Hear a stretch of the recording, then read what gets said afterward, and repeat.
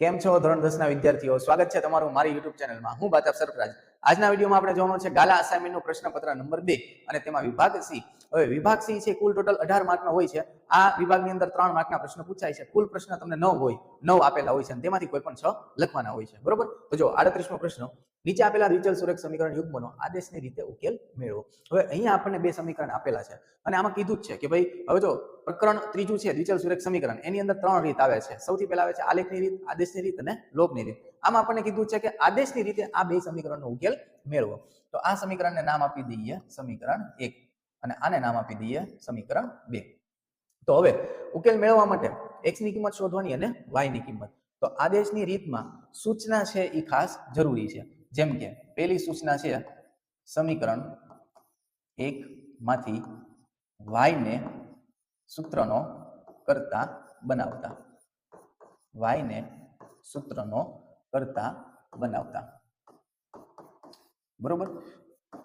તો હવે પહેલા હું તમને કહી દઉં કે જો આમાંથી છે ને સમીકરણ 1 માંથી y ને સૂત્રનો કરતા બનાવવાનો, એટલે એ તમને સમીકરણ મળશે 3. જો એ સમીકરણ કેટલામાં મળશે? ત્રીજું. યાદ રાખજો. હવે એ જે 3 ની કિંમત છે ને એ પાછી તમારે 2 માં મૂકવાની. સમજાઈ ગયું? એટલે તમને છે કોઈ પણ એક કિંમત મળશે, જેમ કે એમાં તમને x ની કિંમત મળશે, તો એ કિંમત તમારે સમીકરણ 3 માં મૂકી દેવાની. સમજાઈ ગયું? બસ જો આ તમને એટલી વસ્તુ યાદ રહે તો આ દાખલો તમને આવડશે. તો પહેલી સૂચના તો આપણે લખી નાખી. એટલે હવે સમીકરણ 1 આપેલું છે 2x + 3y = 11. એમાંથી y ને સૂત્રનો કરતા બનાવવાનો છે, એટલે એને છે ને એકલો પાડવાનો. બરોબર? તમારે એમ યાદ રાખવાનું. એટલે 2x છે એ જમણી બાજુ આવશે એટલે માઈનસ થઈ જશે. એટલે અહીંયા આવશે 3y બરાબર 11 - 2x. હવે y ને સૂત્રનો કરતા બનાવવું એટલે y બરાબર y નો સહગુણક છે 3, એટલે y ને સૂત્રનો કરતા બનાવવું એટલે 3 અંશમાં છે ને તો છેદમાં જશે.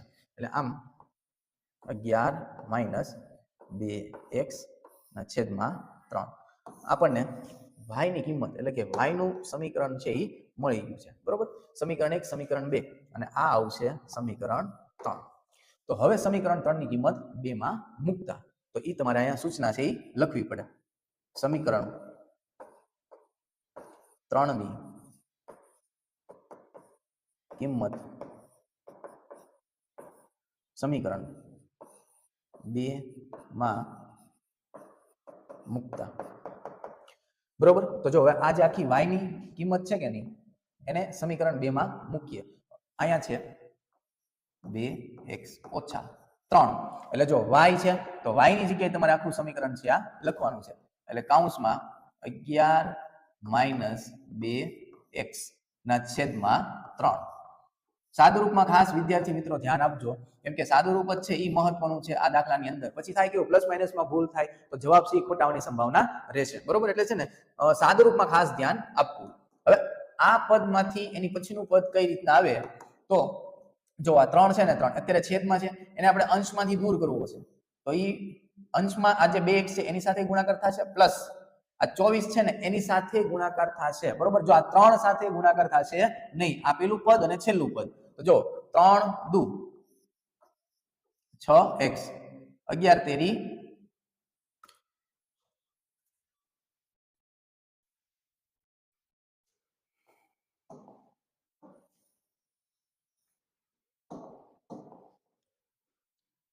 ત્યાર પછી આ સમીકરણ 3 ની કિંમત છે એ સમીકરણ 2 માં મૂકતા. તો સમીકરણ 2 2x - 4. હવે y ની જગ્યાએ તમારે આખું આ સૂત્ર છે એ લખવાનું, એટલે કે 11 - 2x ના છેદમાં 3. સમજાઈ ગયું? જો y ની કિંમત છે અહીંયા આપણે મૂકી દીધી છે બરાબર -24. હવે આ છેદમાં 3 છે એ આ 2x સાથે ગુણાકાર થશે, પછી આ -24 સાથે ગુણાકાર થશે. જો આ 4 સાથે ગુણાકાર થશે નહીં, કેમ કે આ છે આખું પદ જ છે. સમજાઈ ગયું? તો એની સિવાયના પદ સાથે 3 નો ગુણાકાર થાય છે. તો આની પછીનું પદ લખીએ 3 દુ 6x - 11 ચોક 44 માઇનસ માઇનસ પ્લસ 4 દુ 8x અને 24 તેરી 72, એટલે -72 આવી ગયા. હવે x વાળા પદ જે હોય એનો સરવાળો કરી નાખીએ એટલે 6x અને 8x થશે 14x. હવે આ -44 છે આ બાજુ આવે તો પ્લસ થઈ જશે, એટલે -72 પ્લસ 44. ત્યારબાદ 14x બરાબર 72 માંથી 44 આપણે બાદ કરશું તો જવાબ આવશે -28. -28 શું કામ? કેમ કે આ બે માંથી મોટી કિંમત કઈ છે તો કે 72 છે. 72 માં નિશાની કઈ છે તો કે માઈનસ ની છે. સમજાઈ ગયું? હવે આમ જો આપણને x ની કિંમત મળી જાય એટલે x બરાબર -28 ના છેદમાં 14 એટલે 14 દુ 28 એટલે x બરાબર મળશે -2. સમજાઈ ગયું વિદ્યાર્થી મિત્રો? એટલે હવે x ની કિંમત મળી જાય એટલે આની કિંમત સમીકરણ 3 માં મૂકતા. તો ફરી પાછી સૂચના લખીએ કે અહીં લખું છું આમ x ની કિંમત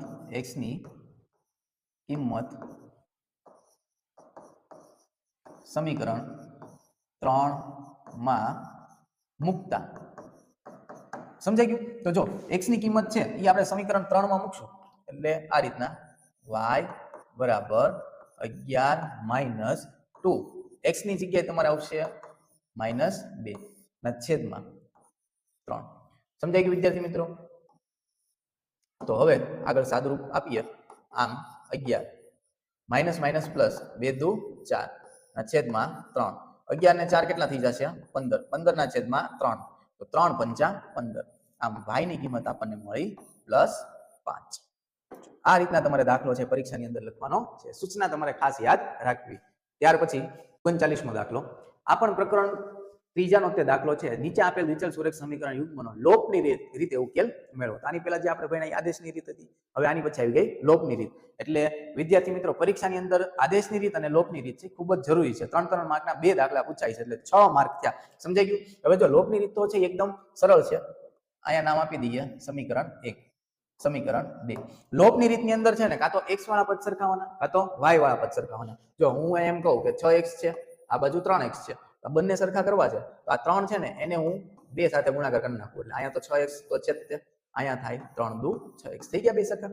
સમજાઈ ગયું? એ રીતના બીજી એકાદી રકમ લઈએ. અહીંયા y છે અને અહીંયા 4y છે. તો જો આને આપણે અહીંયા 4y છે તો આને અહીંયા 4y કરવા માટે આ સમીકરણને 4 વડે છે ગુણાકાર કરવું પડે એટલે આ થઈ ગયું 4y. સમજાઈ ગયું? હજી સરળ ઉદાહરણ લઉં છું. અહીંયા 10 છે, અહીંયા 2 છે. હવે આ બે પદ મારે બે સંખ્યા સરખી કરવી છે તો અહીંયા તો ઓલરેડી 10 તો છે જ તે એટલે 2 છે કે નહીં ત્યાં મારે કેટલા વડે ગુણાકાર કરવું પડે? 5 વડે. એટલે 5 દુ કેટલા? 10 થઈ ગયા. સમજાઈ ગયું? એટલે કાં તો x વાળા પદ સરખા કરવાના કાં તો y વાળા પદ સરખા કરવાના. તો આ સમીકરણની અંદર અહીંયા 2x છે અને અહીંયા x છે. તો હવે તમે સમજી ગયા છો કે સમીકરણ 1 ને 2 વડે ગુણતા. સમીકરણ 1 ને 2 વડે ગુણતા. બરોબર? તો સમીકરણ 1 છે ને આખાને 2 વડે ગુણાકાર કરી નાખીએ એટલે સમીકરણ બનશે 2x + 5 દુ 10y બરાબર 11 દુ 22 અને એને નામ આપવાનું સમીકરણ 3. સમજાઈ ગયું? આખા સમીકરણને 2 વડે ગુણાકાર કરી નાખ્યો છે. હવે સમીકરણ 3 માંથી સમીકરણ 2 બાદ કરતા. સમીકરણ 3 માંથી સમીકરણ 2 બાદ કરતા. સમજાઈ ગયું? એટલે હવે સમીકરણ 3 છે હું અહીંયા લખું છું. અહીંયા ઉપર લખું એટલે તમને વધારે સમજાય. સમીકરણ 3 છે 2x + 10y બરાબર 22 અને સમીકરણ 2 છે 2x - 3y બરાબર 9. હવે જો વિદ્યાર્થી મિત્રો અહીંયા મેં લખેલું છે કે સમીકરણ 3 માંથી સમીકરણ 2 બાદ કરતા. એટલે બાદ કરવું પડે તો અહીંયા નિશાની કેવી આવશે? માઈનસ. એટલે આ માઈનસ નું થઈ જશે પ્લસ અને આ 9 છે એ પણ કેવા થઈ જશે? માઈનસ. એટલે પ્લસ નું માઈનસ થઈ જાય અને માઈનસ નું પ્લસ થઈ જાય જ્યારે આપણે સમીકરણને બાદબાકી કરશું ત્યારે. તો હવે જો 2x છે કેન્સલ થઈ ગયા.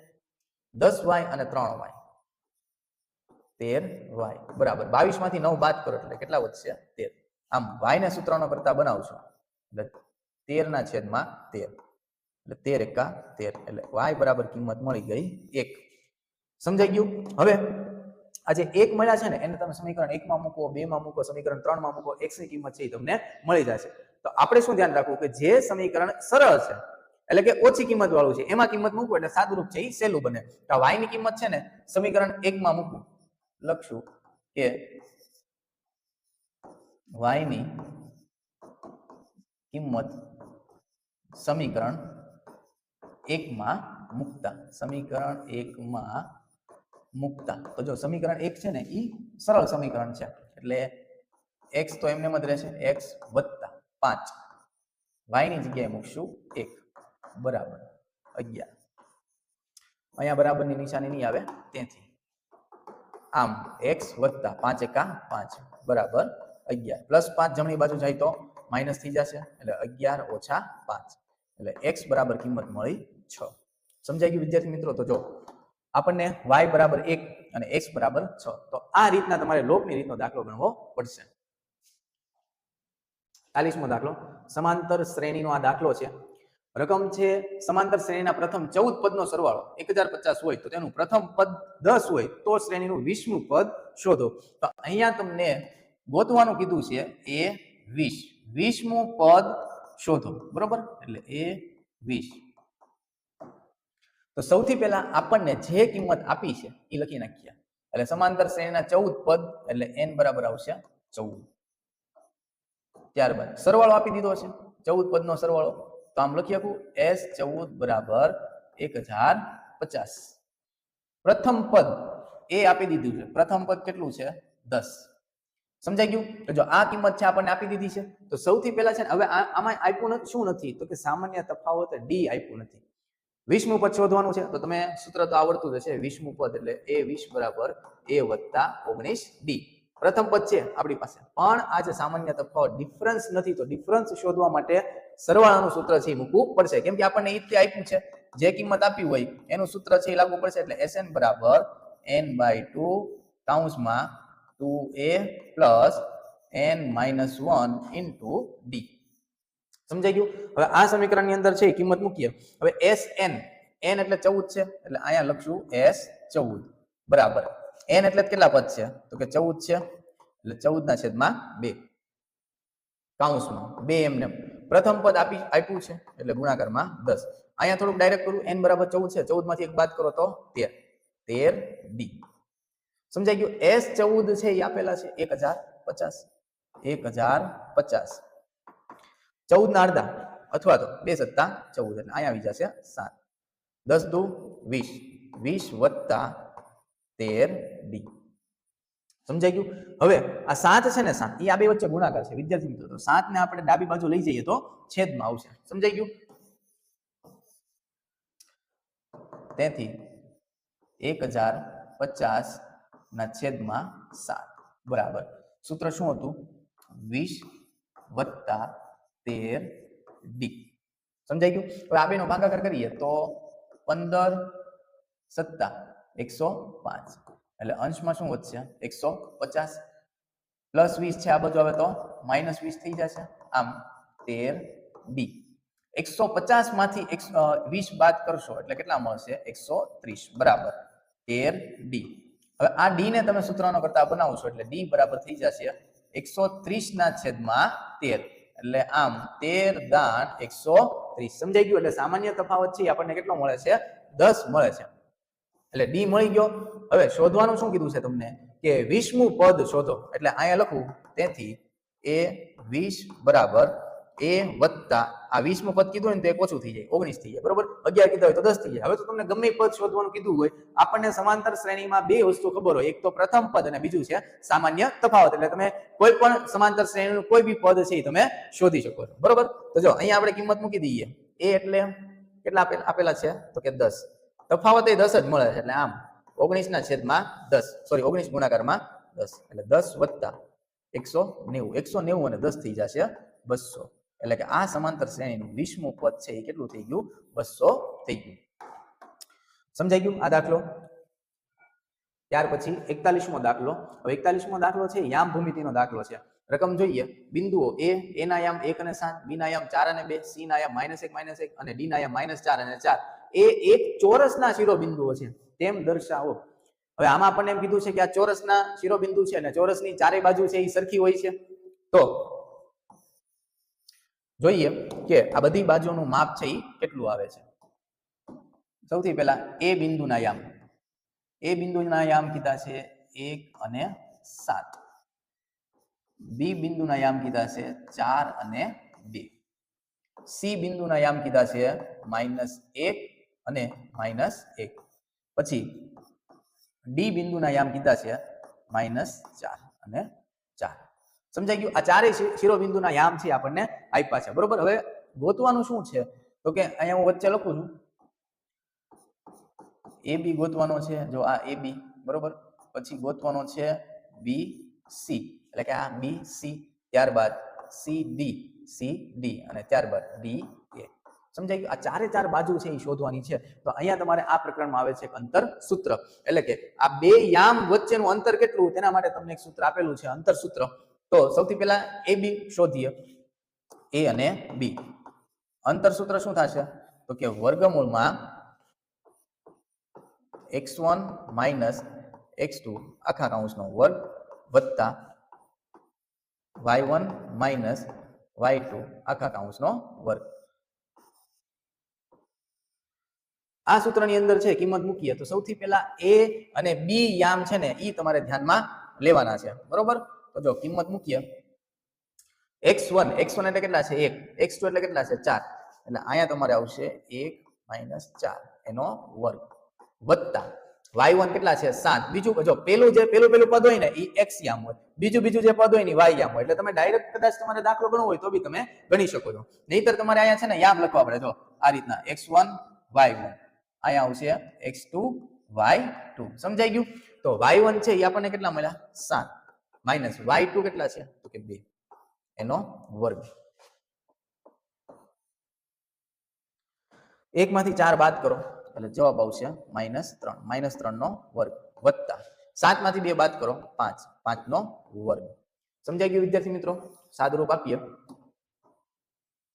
તો 3 નો વર્ગ, -3 નો વર્ગ છે એટલે વર્ગ હોય એટલે માઇનસ નું પ્લસ થઈ જશે 9 વત્તા 5 નો વર્ગ 25.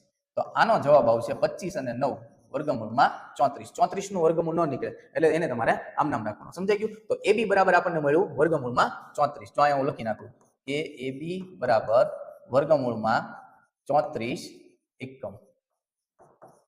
સમજાઈ ગયું? હવે AB ગોઈતું, હવે ગોતશું BC, એટલે BC બરાબર વર્ગમૂળમાં B અને C પેલા યામ સરખાવો. હવે જો હું સૂત્ર છે રિપીટ નહીં કરું, તમે સમજી ગયા છો. x1 માઇનસ x2 નો વર્ગ વત્તા y1 માઇનસ y2 નો વર્ગ, એટલે હું તમને ડાયરેક્ટ કિંમત લખીને છે એ બતાડું છું, બરોબર. તો જો x પેલો યામ આને રિમૂવ કરી નાખો, બરોબર, એટલે તમને સમજાઈ જાય. હવે BC એટલે આ બે યામ તમારે ધ્યાનમાં લેવાના. આનો x1 કેટલો છે 4 માઇનસ x2 કેટલો છે -1 છે, તો માઇનસ માઇનસ પ્લસ એનો વર્ગ વત્તા y1 માઇનસ y2 આમાંય થયા 2 માઇનસ અહીંયા કેટલા છે -1 એટલે માઇનસ માઇનસ પ્લસ એનો વર્ગ. વર્ગમૂળમાં 4 અને 1 થઈ જશે 5, એટલે આમ 5 નો વર્ગ વત્તા 2 અને 1 થઈ જશે 3 નો વર્ગ. 5 નો વર્ગ 25, 3 નો વર્ગ 9. તો તમે સમજી ગયા છો કે જો આનો જવાબ પણ 25 અને 9 કેટલા આવી ગયા 34. આમ બંને બાજુ સરખી મળી અત્યારે આપણને, એટલે BC બરાબર મળ્યું વર્ગમૂળમાં 34 એકમ. સમજાઈ ગયું વિદ્યાર્થી મિત્રો? જો અહીંયા આપણને AB છે એ મળી ગયા વર્ગમૂળમાં 34, ત્યારબાદ BC છે એ મળી જશે વર્ગમૂળમાં 34. સમજાઈ ગયું? આમ આપણને AB અને BC મળી ગયું. હવે ગોતશું CD અથવા DA, તમે કોઈ બી તરફથી છે બાજુ છે એ લઈ શકો છો. એટલે જો CD, એટલે હવે તમારે યામ છે એ CD ના ધ્યાનમાં લેવાના છે, C અને D. તો આનો x1 કેટલો છે -1, x2 એટલે કેટલા -4, એટલે માઇનસ માઇનસ પ્લસ થઈ જશે, એટલે આમ 4 નો વર્ગ વત્તા y1 માઇનસ y2 -1 -4 એનો વર્ગ. સમજાઈ ગયું વિદ્યાર્થી મિત્રો? હવે સાદુરૂપ આપીએ, 4 માંથી 1 બાદ કરો એટલે આવશે 3 નો વર્ગ વત્તા -1 -4 એટલે કેટલા થઈ ગયા -5 એનો વર્ગ. તેથી CD બરાબર વર્ગમૂળમાં 3 નો વર્ગ 9 વત્તા -5 નો વર્ગ પ્લસ 25, એટલે જો આનો જવાબ પણ કેટલો આવી ગયો વર્ગમૂળમાં 34. સમજાઈ ગયું? એટલે CD બરાબર મળશે વર્ગમૂળમાં 34 એકમ. તો હવે તમને આઈડિયા આવી ગયો હશે કે ત્રણેય બાજુ જો સરખી હોય તો ચોથી બાજુ ચોરસની છે એ કેટલું સરખી જશે, એટલે એ મળશે આપણને વર્ગમૂળમાં 34, બરોબર. તો D અને A, DA બરાબર વર્ગમૂળ આવજો ડી એ ફરી પાછું આ x1 અને x2 એટલે x1 કેટલો છે -4 x2 કેટલો -1 એનો વર્ગ વત્તા y1 - y2 4 માંથી 7 બાદ કરો 4 - 7 એનો વર્ગ આમ વર્ગમૂળમાં -4 -1 કેટલા થઈ ગયા -5 એનો વર્ગ વત્તા 4 માંથી 7 બાદ કરો એટલે -3 વધશે એટલે -5 નો વર્ગ થઈ ગયો +25 અને -3 નો વર્ગ થઈ ગયો +9 એટલે જો આનો જવાબ કેટલો આવી ગયો વર્ગમૂળમાં 34 આમ ડી એ પણ કેટલો આવ્યો વર્ગમૂળમાં 34 સમજાઈ ગયું વિદ્યાર્થી મિત્રો એટલે આમ આપણે ચારે ચાર બાજુના અંતર સૂત્રની મદદથી મૂલ્ય છે એ એક જ મળે છે એટલે આમ લખીએ કે હા આ ચોરસ છે એટલે AB બરાબર BC બરાબર CD બરાબર DA એટલે ચારે ચાર બાજુ સરખી થાય છે હવે કદાચ તમને આની અંદર કોઈ પણ બે બાજુ સરખી મળે તો ચોરસ નથી એ શું છે લંબચોરસ છે સમજાઈ ગયું વિદ્યાર્થી મિત્રો ત્યાર પછી y અક્ષ એ બિંદુઓ 5 અને -6 અને -1 અને -4 ને જોડતા રેખાખંડનું કયા ગુણોત્તરમાં વિભાજન કરે છે તે શોધો અને આ છેદ બિંદુ પણ મેળવો સમજાઈ ગયું તો વિદ્યાર્થી મિત્રો આમાં આપણને કીધું છે y અક્ષ પરનું કોઈ એક બિંદુ છે હવે y અક્ષનો જ્યારે બિંદુ હોય તેનો x યામ છે કેટલો 0 થશે સમજાઈ ગયું તો ધારો કે y અક્ષ પરનું બિંદુ P છે અને તેના યામ મેં હમણાં કીધું એમ એનો x યામ છે ને એ 0 હોય છે એટલે 0 અને y છે સમજાઈ ગયું એટલે આમાં આપણને છે ને 3 યામ મળે છે પેલું તો કે 0 અને y અહીં લખી નાખું પછી અહીંયા તમને મળશે 5 - 6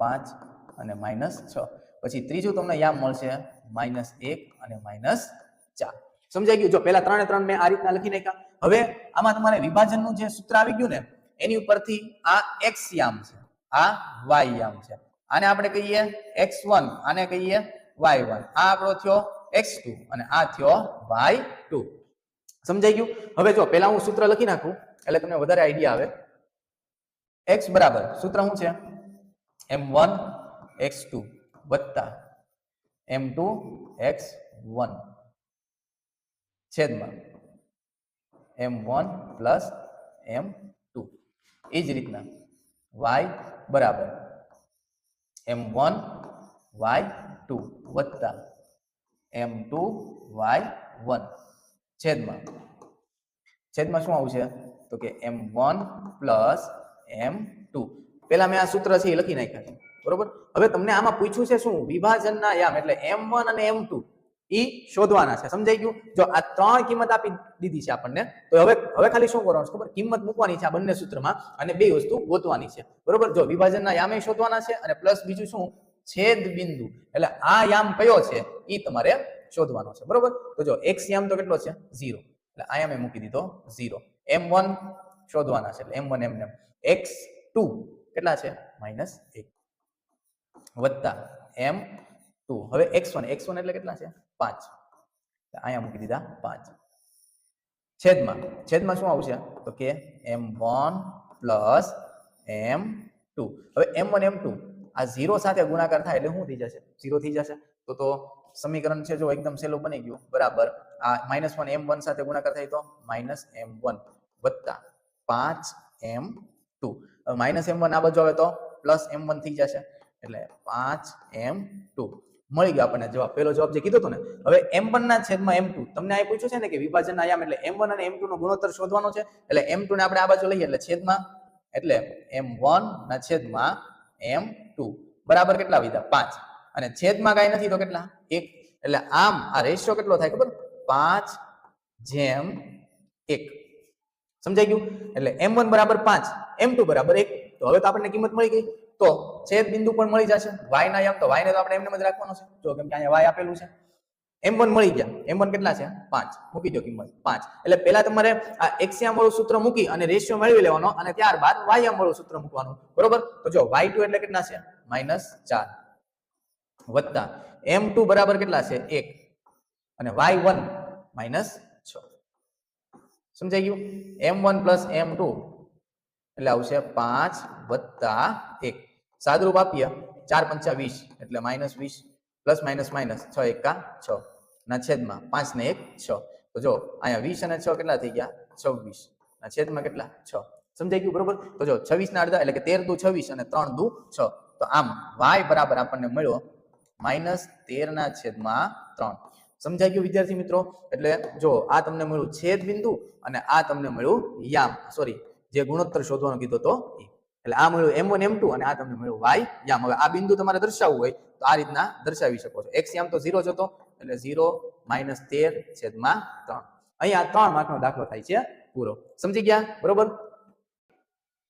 આમ 43મો પ્રશ્ન છે એ પ્રમેય છે. 10મું ચેપ્ટર વર્તુળ ચેપ્ટરનો આ પ્રમેય છે. પ્રમેય મેં ઓલરેડી લખીને જ રાખ્યો છે એટલે વ્યવસ્થિત હું તમને સમજાવી દઉં, પણ પ્રમેય સમજતા પહેલા રકમ સમજીએ. સાબિત કરો કે વર્તુળના કોઈ બિંદુએ દોરેલ સ્પર્શક સ્પર્શ બિંદુમાંથી પસાર થતી ત્રિજ્યાને લંબ હોય છે. તો આ પ્રમેય શું કહેવા માંગે છે એ પહેલા સમજીએ. તો આ એક વર્તુળ છે, આ એક વર્તુળ છે, આ છે વર્તુળનું કેન્દ્ર, આને કહીશું વર્તુળની ત્રિજ્યા, અને આ છે વર્તુળનો સ્પર્શક. બરોબર? આ છે વર્તુળનો સ્પર્શક. તો મેં ત્રિજ્યા દોરી અને આ જે બિંદુ છે જ્યાં મેં સ્પર્શક દોર્યો તો તમે જોઈ શકો છો કે ત્રિજ્યા અને સ્પર્શક એકબીજા લંબ છે. તમે વર્તુળના કોઈ પણ બિંદુએ ત્રિજ્યા અને સ્પર્શક દોરો એ હંમેશા એકબીજા લંબ હશે. તો આ જ વસ્તુ સાબિત કરવાની છે. તો સૌથી પહેલા પ્રમેયમાં પક્ષમાં શું આવે તો કે આકૃતિનું વર્ણન. જો રેખા XY એ O કેન્દ્રવાળા વર્તુળને P બિંદુએ સ્પર્શે છે. જો હવે રેખા આ એક X અને Y એ O કેન્દ્રવાળા વર્તુળને P બિંદુએ છેદે છે. સમજાઈ ગયું? પક્ષમાં શું આવશે તો કે આકૃતિનું વર્ણન. સાધ્યમાં શું આવશે તો કે જે સાબિત કરવાનું છે. આ સાબિત કરવાનું છે કે ભાઈ OP એટલે ત્રિજ્યા લંબ XY છે, એટલે ત્રિજ્યા અને સ્પર્શક એકબીજા લંબ છે. સમજાઈ ગયું? પક્ષ તમને આવડી ગયો, સાધ્ય આવડી ગયું. હવે શરૂ કરીએ સાબિતી. સાબિતીની અંદર રેખા XY એ O કેન્દ્રવાળા વર્તુળને P બિંદુએ સ્પર્શે છે. જો પહેલા એટલી લાઈન સમજાય. રેખા XY આ X અને Y એ O કેન્દ્રવાળા વર્તુળને P બિંદુએ સ્પર્શે છે. સમજાઈ ગયું? તો જો આ XY સ્પર્શક છે ને એ વર્તુળના જે P બિંદુ છે ને ત્યાં છેદે છે. અને રેખા XY પર P સિવાયનું કોઈ એક બિંદુ Q લ્યો. P સિવાયનું આપણે એક બિંદુ Q, જો કે પહેલેથી આપણે ઓલરેડી લઈ જ લીધું છે બરોબર, પણ તો બી લખવાનું કે P સિવાયનું કોઈ બી એક બિંદુ Q લ્યો. સમજાઈ ગયું વિદ્યાર્થી મિત્રો? OP છે એ ત્રિજ્યા, XY છે એ સ્પર્શક અને P બિંદુ તમારે આવી ગયો છે કે આને કહેવાય સ્પર્શ બિંદુ કહેવાય. P બિંદુ છે ને એને શું કહેવાય? સ્પર્શ બિંદુ. કેમ કે સ્પર્શક અને વર્તુળ બે સ્પર્શક અને વર્તુળને છેદે છે એટલા માટે. તો P સિવાયનું કોઈ બીજું બિંદુ લ્યો એટલે Q જે છે એ બિંદુ લીધું છે. P સિવાયનું બિંદુ Q અને O તથા Q ને જોડતી રેખા દોરો. O તથા Q ને જોડતી રેખા દોરો. ચલો દોરી નાખી.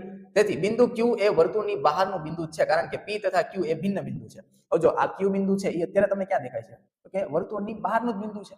સમજાઈ ગયું બરોબર? જો બિંદુ Q વર્તુળની અંદર હોય તો XY છેદિકા બને. તો જો આ Q બિંદુ છે એ વર્તુળની અંદર હોય. સમજાઈ ગયું? તો હવે અહીંયા જ્યાં XY છે ઈ તે વર્તુળની અંદર જાય તો પાછું એને સ્પર્શક કહેવાય નહીં, તો ઈ પાછી વર્તુળની છેદિકા બની જશે. બરોબર? તો સ્પર્શક ન બને. તેથી OQ એ વર્તુળની ત્રિજ્યા OP કરતા મોટી બાજુ છે, એટલે કે OQ ગ્રેટર ધેન OP. તમે સમજી શકો છો કે OP છે OP ઈ ઓછામાં ઓછું અંતર છે. પછી Q બિંદુ મેં બીજું લીધું તો OP છે એની કરતા OQ અંતર મોટું છે. હવે એક વસ્તુ તમે સમજો કે Q બિંદુ લીધું, હવે આ હું એક બીજું બિંદુ લઉં, ઈ તે OP કરતા તો મોટું જ હશે. આમ બિંદુ P સિવાય રેખા XY ના બધા બિંદુઓ માટે આ બને છે. તેથી OP એ O થી XY પરના બિંદુઓથી બધા અંતરમાં પૈકી ટૂંકામાં ટૂંકું અંતર છે. સમજાઈ ગયું? એટલે OP છે એ Q સિવાય P સિવાય બધા જ બિંદુઓમાં પૈકી ઓછામાં ઓછું એટલે કે ટૂંકામાં ટૂંકું અંતર છે. સમજાઈ ગયું? કયું? OP. આમ તમે લખી શકો કે OP લંબ XY કે જે આપણે સાબિત કરવાનું છે. સમજાઈ ગયું વિદ્યાર્થી મિત્રો? ત્યારબાદ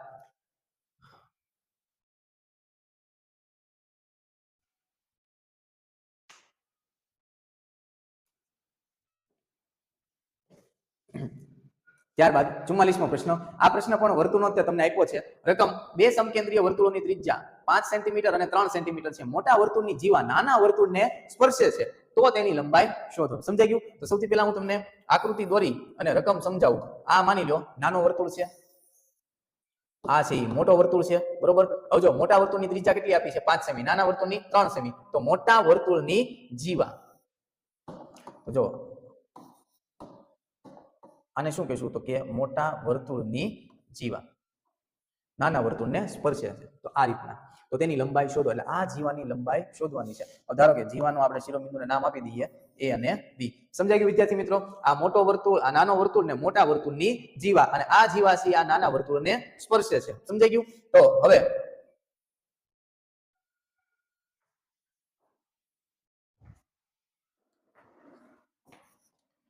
તો હવે આ વર્તુળના કેન્દ્રમાંથી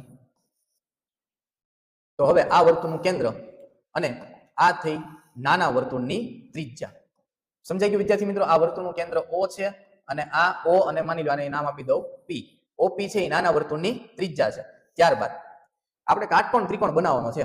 સમજાઈ ગયું? એટલે આ થયું મોટા વર્તુળની ત્રિજ્યા. તમે જોઈ શકો છો. હવે એક એક કિંમત છે એ લખતા જઈએ. તેથી OB મોટા વર્તુળની ત્રિજ્યા છે 5 સેન્ટીમીટર, નાના વર્તુળની ત્રિજ્યા છે 3 સેન્ટીમીટર. તો કાટકોણ ત્રિકોણ બની ગયો. હવે આપણે PB શોધવાનું છે. સમજાઈ ગયું? એટલે ગોતવાનું તો છે આખું AB જ તે, પણ પેલા આપણે અડધું ગોતી લઈએ અને ડબલ કરી નાખશું એટલે આપણને જીવાનું મૂલ્ય છે મળી જશે. સમજાઈ ગયું? તો ત્રિકોણ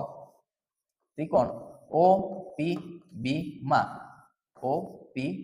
માં પાયથાગોરસના પ્રમેયનો ઉપયોગ કરતા પાયથાગોરસના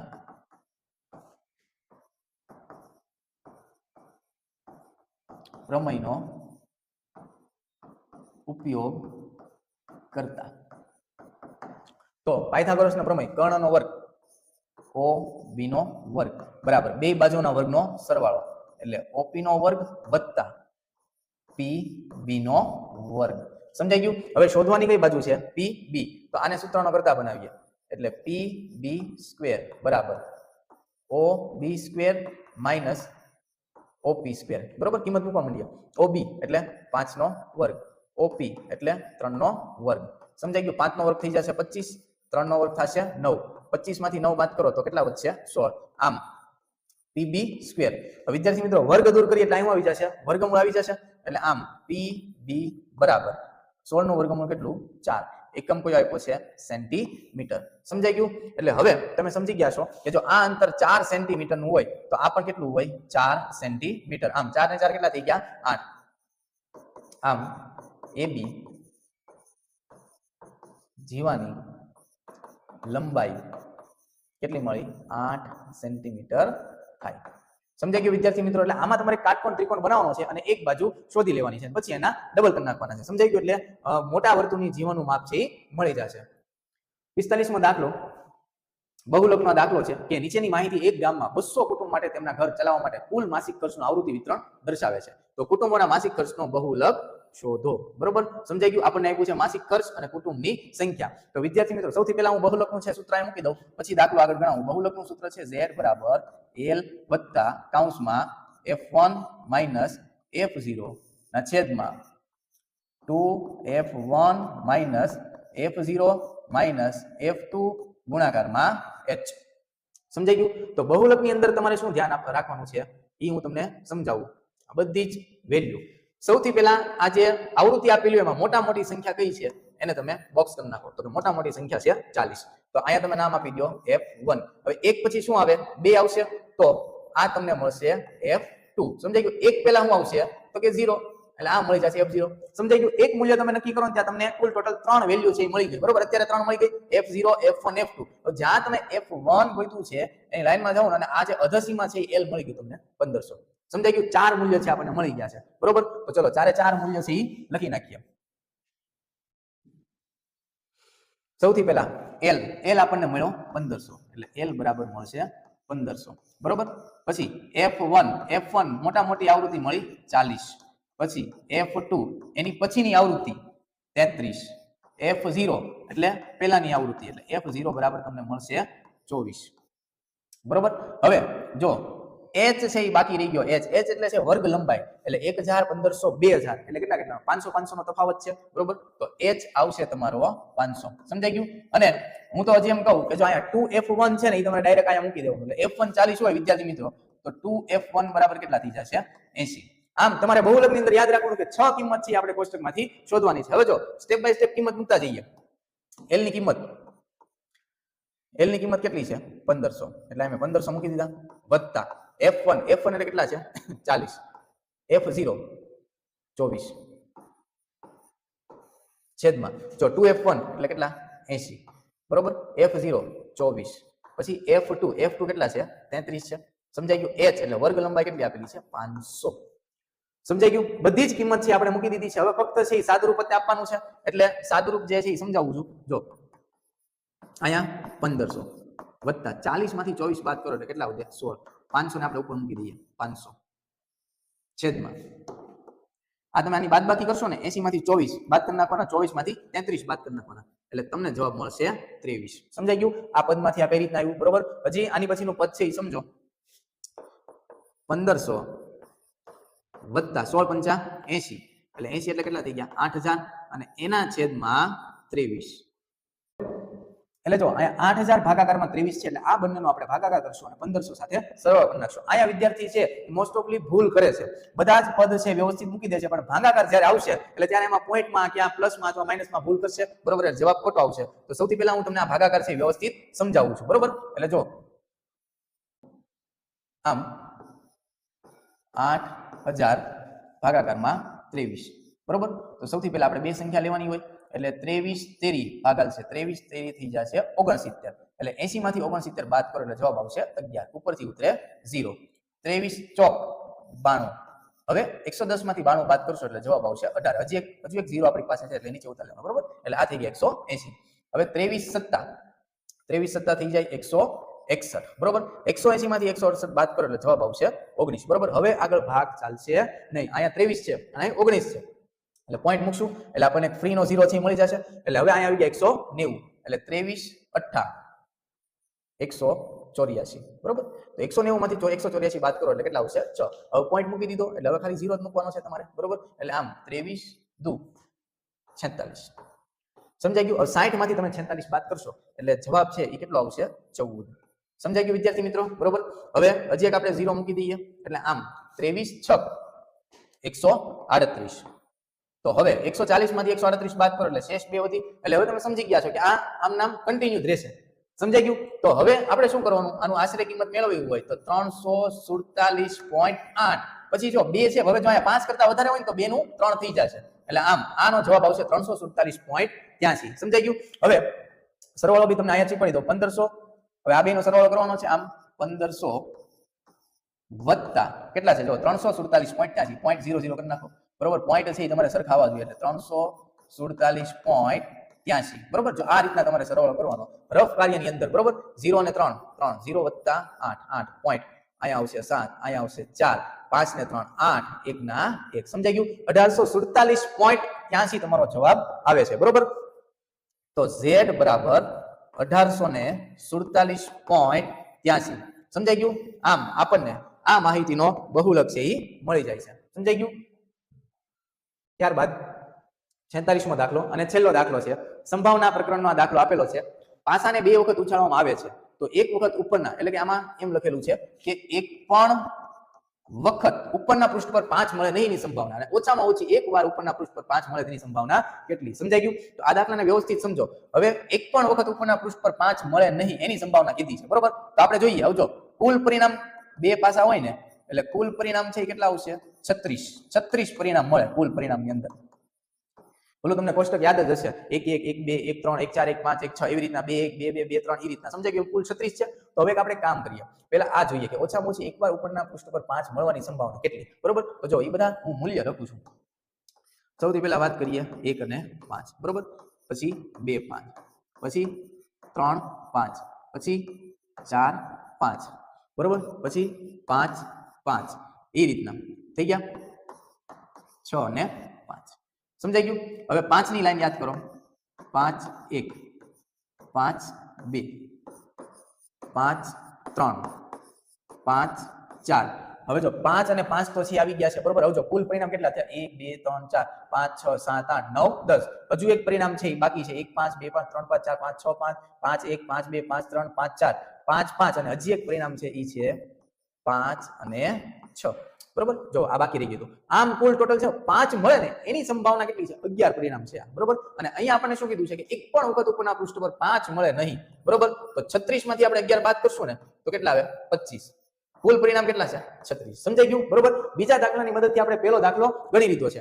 હવે P of B, બીજી ઘટના P of B બરાબર ઓછામાં ઓછી એક વાર ઉપરના પૃષ્ઠ પર, એટલે કે ઓછામાં ઓછી એક વાર, બરોબર. 2 વાર હોય તો બી ચાલે જ. એટલે જો તો આ પરિણામ કેટલા આવશે 11. તો અહીંયા આવશે 11/36. સમજાઈ ગયું? એકદમ સરળ છે આ દાખલો. તો 3 માર્કનો દાખલો અહીંયા થાય છે પૂરો, બરોબર. તો વિદ્યાર્થી મિત્રો, હું આશા રાખું છું કે વિભાગ C તમને વ્યવસ્થિત સમજાઈ ગયો હશે. Thank you.